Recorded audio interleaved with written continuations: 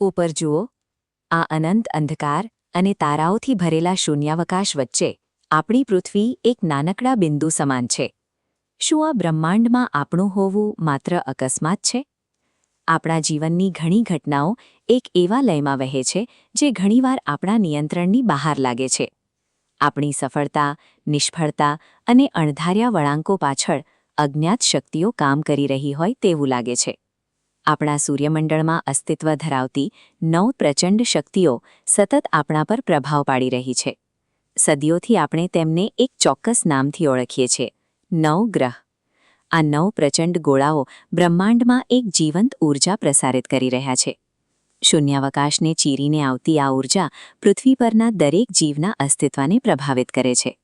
જ્યારે કોઈ આધુનિક ટેલિસ્કોપ ન હતા, ત્યારે આપણા પ્રાચીન ઋષિમુનિઓએ આકાશ તરફ જોયું.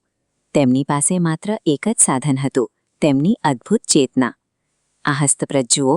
ગહન ધ્યાનમાં તેઓએ અવકાશમાં ફરતા ગ્રહોની ચોક્કસ ગતિ નોંધી. કયો ગ્રહ ક્યારે જગ્યા બદલશે અને પૃથ્વી પર તેની શું અસર થશે તેનું સચોટ ગણિત કાગળ પર ઉતાર્યું.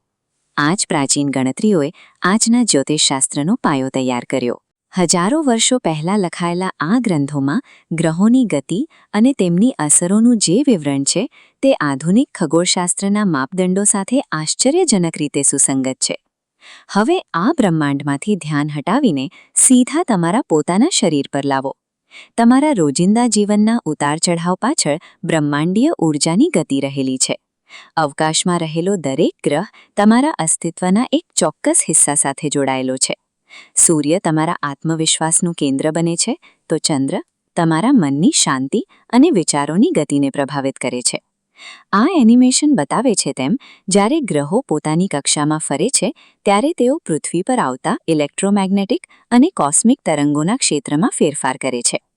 આ ફેરફારની સીધી અસર પૃથ્વી પર રહેલા દરેક જીવની આસપાસના ઊર્જાચક્ર પર પડે છે.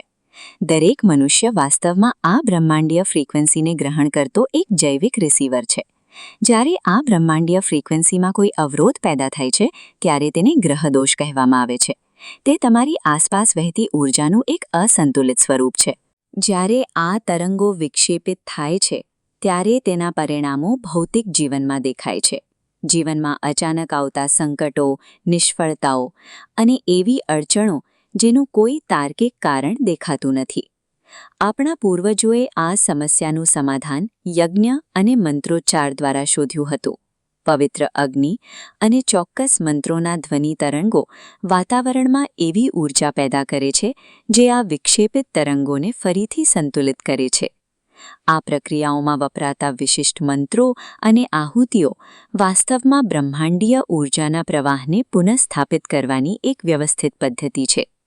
આધુનિક ટેલિસ્કોપ અને ખગોળશાસ્ત્રના આગમન સાથે આપણે ગ્રહોને પદાર્થ અને બળની દૃષ્ટિએ સમજવાની શરૂઆત કરી.